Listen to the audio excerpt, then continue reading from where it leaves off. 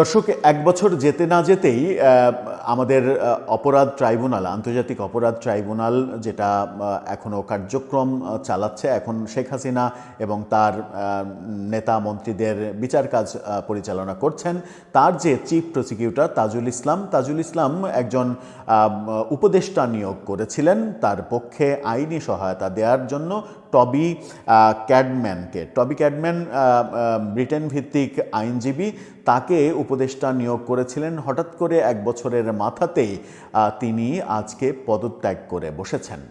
টবি ক্যাডম্যান পদত্যাগ করলেন কেন? তার মানে কি এটা দাঁড়ায় যে আন্তর্জাতিক অপরাধ ট্রাইব্যুনালের এই কার্যক্রমের ব্যাপারে তিনি আস্থা হারিয়ে ফেলেছেন, কিংবা প্রসিকিউশন টিম নিয়ে তিনি আস্থা হারিয়ে ফেলেছেন? হঠাৎ করেই আজকে প্রধান উপদেষ্টাকে বার্তা দিয়ে এই পদত্যাগটা নিশ্চিত করলেন কেন এই ব্রিটিশ আইনজীবী? চলুন একটু জেনে দেখি প্রকৃত ঘটনাটা কি, টবি ক্যাডম্যান কি বলছেন, কি জানালেন তিনি সরকারকে। থাকবেন পলিটিক্স টিভির নিয়মিত আয়োজনে।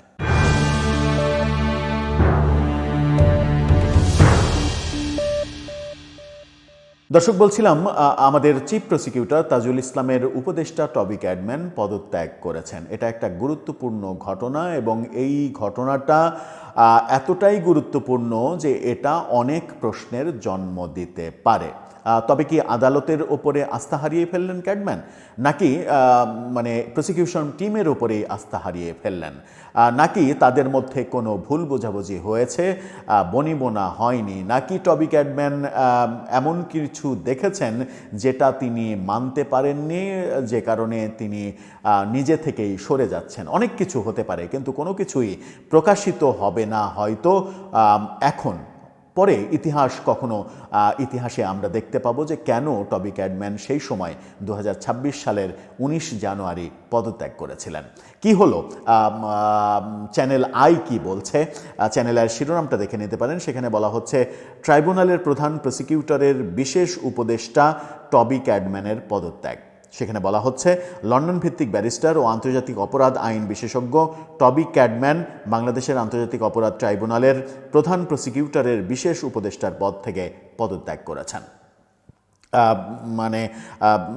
আজকে প্রধান উপদেষ্টা অধ্যাপক ইউনুসকে পাঠানো এক বার্তায় তিনি তার পদত্যাগের বিষয়টি জানান, তবে পদত্যাগের পেছনে কোনো কারণ তিনি বলেননি। এখানেই রহস্য, যে তিনি কোনো কারণ বলেননি পদত্যাগের। এই পদত্যাগের ঘটনা এমন এক সময়ে আসলো, সামনে এলো, যখন 2024 সালের জুলাই মাসে শেখ হাসিনা সরকার উৎখাতের পর সংগঠিত মানবতা বিরোধী অপরাধের অভিযোগে আন্তর্জাতিক অপরাধ ট্রাইব্যুনাল আগামীকাল তাদের দ্বিতীয় রায় ঘোষণা করতে চলেছে। দ্বিতীয় রায় ঘোষণা করার পরে এই ঠিক আগের দিন এই যে পদত্যাগের ঘটনা, এই পদত্যাগের ঘটনাটা কিন্তু একটা চাঞ্চল্যকর ব্যাপার হতেই পারে। 2024 সালের 19 নভেম্বর তাকে নিয়োগ দেওয়া হয়েছিল। গত বছরের 19 নভেম্বর তার 1 বছর পূর্ণ হয়েছে। এই জানুয়ারিতে এসেই 1 বছর 2 মাসের মাথাতেই তিনি পদত্যাগ করলেন। 20 নভেম্বর তাকে নিয়োগ দেওয়া হয়েছিল। 2024 সালের 20 নভেম্বর লন্ডন ভিত্তিক গার্নিকা 37 ল ফার্মের যুগ্ম প্রধান টবি ক্যাডম্যানকে বাংলাদেশের আন্তর্জাতিক অপরাধ ট্রাইব্যুনালের চিফ প্রসিকিউটর তাজুল ইসলামের বিশেষ সহকারী হিসেবে নিয়োগ দিয়েছিল সরকার। রায়ের আগ মুহূর্তে তার এই পদত্যাগ আইসিসি প্রক্রিয়া ও সংশ্লিষ্ট তদন্ত নিয়ে সরকার কিংবা আন্তর্জাতিক অপরাধ ট্রাইব্যুনালের পক্ষ থেকে আনুষ্ঠানিক কোনো প্রতিক্রিয়া এখন পর্যন্ত পাওয়া যায়নি। অর্থাৎ চিফ প্রসিকিউটর কোনো কথা বলেননি, আন্তর্জাতিক অপরাধ ট্রাইব্যুনাল থেকেও কিছু বলা হয়নি, সরকার থেকেও কোনো ধরনের কোনো প্রতিক্রিয়া জানানো হয়নি। তার মানে সব পক্ষই চুপচাপ। চিফ প্রসিকিউটর একদিন আগেই খুবই বিতর্কিত হয়ে পড়েছিলেন। অনেকেই বাংলাদেশের রাজনীতির অনেকেই তার সমালোচনা করেছেন। আমরা গতকালকে দেখেছি তিনি একটি সেমিনারে বলছেন যে মবকে যারা মব বলে তাদের সংযত হওয়া উচিত। এই কথার মাধ্যমে তিনি এক ধরনের থ্রেট দিয়েছিলেন, এরকম অভিযোগ রাজনীতিবিদরা করছিলেন। যদিও প্রসিকিউটর হওয়ার আগে তার বিরুদ্ধে আরও একটা বড় অভিযোগ আমরা অনেককেই করতে শুনি। এবি পার্টির সাধারণ সম্পাদক ব্যারিস্টার ফুয়াদ সেনাবাহিনী মানে সেনানিবাস উড়িয়ে দেওয়ার হুমকি দিয়েছিলেন। সেই ভিডিওতে তার পাশেই দাঁড়িয়ে থাকতে দেখা গিয়েছিল এই আন্তর্জাতিক অপরাধ ট্রাইব্যুনাল চিফ প্রসিকিউটর তাজুল ইসলামকে।